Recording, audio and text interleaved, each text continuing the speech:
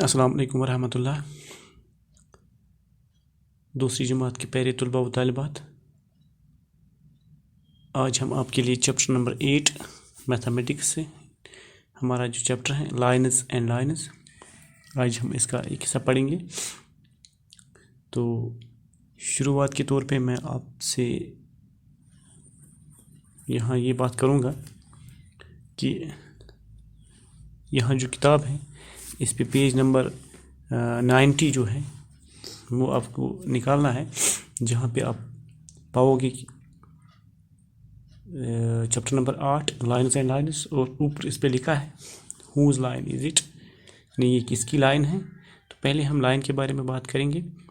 Line जो है लगभग इसकी कोई मोटाई नहीं होती है, एक ऐसी ज्योमेट्रिकल फिगर है, एक ऐसी शक्ल है जिसकी लगभग मोटाई नहीं होती है, और इसमें हम यहाँ पे आज़ादी रखते हैं, हम इसको दोनों अतराफ से जितना चाहे खींच सकते हैं, यानी इसका कोई हद नहीं होता है। तो आगे बढ़ेंगे। यहाँ जो हमें बताया गया है लाइन के आइडिया के बारे में, वो है स्कूल में क्रिकेट मैच होना है, फिर 3 लड़कियों ने 3 स्टंप्स जिन्हें हम अगर हम दूसरे अल्फाज में कहें तो विकेट भी हम कभी कभार इनको कहते हैं। तो इसके बदले मैंने यहाँ पे 3 जो हैं वो टूथपिक्स लाए हैं जो हम इस्तेमाल करते हैं। आप भी इस चीज़ से बखूबी वाकिफ़ हैं। ये हैं toothpicks number 1, number 2, number 3।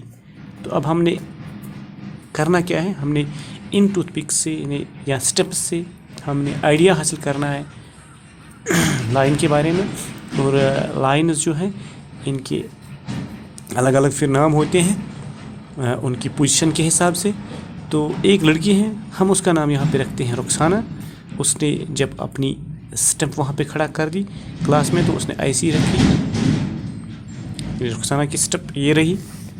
Rukhsana के बाद उसकी एक और सहेली आई, उसका नाम है आबिदा।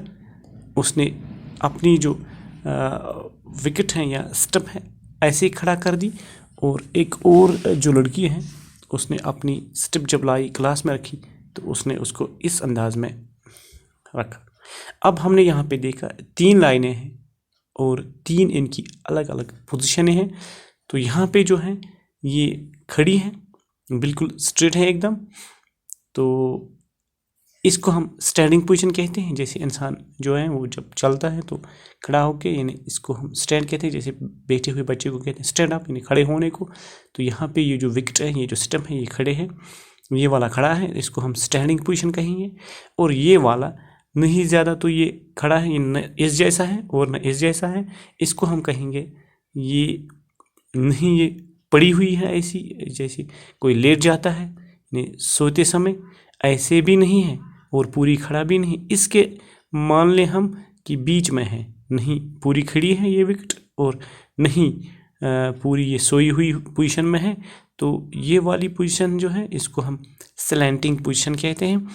और आखिर पे जो एक और स्टंप जो हमने यहाँ पे रखा है इसको हम स्लीपिंग पोजीशन कहते हैं। यानी हमने 3 पोजीशन जो है इनके नाम सीखे हैं। अब ये मान लो ये लाइन जो है ये स्टैंडिंग लाइन हो गई यहाँ पे, ये स्लैंटिंग लाइन हो गई यहाँ पे, और ये स्लीपिंग लाइन हो गई यहाँ पे। हमने 3 लाइन इसके बारे में पढ़ा। और इस तरह से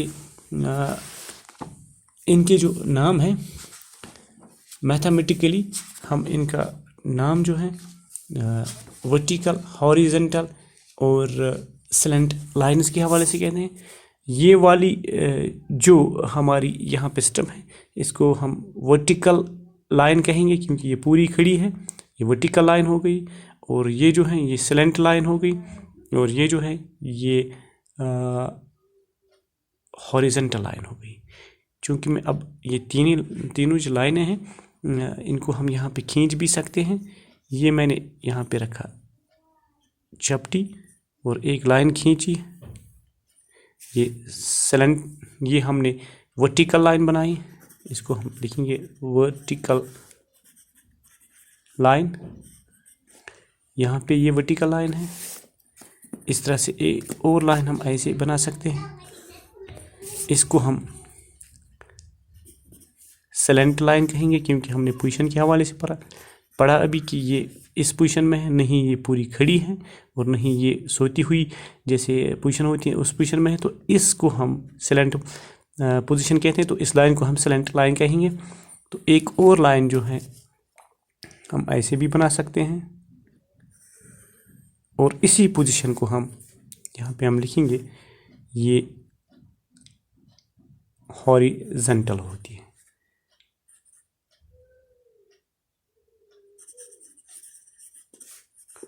एक दफ़ा फिर मैं आपसे कहूँगा, ये लाइन्स एंड लाइन्स के हवाले से, यानी ये जो स्टेम हमने रखी थी यहाँ पे, एक स्टेम रखी थी यहाँ पे और एक स्टेम रखी थी यहाँ पे, यानी हमारे पास 3 स्टेम थी।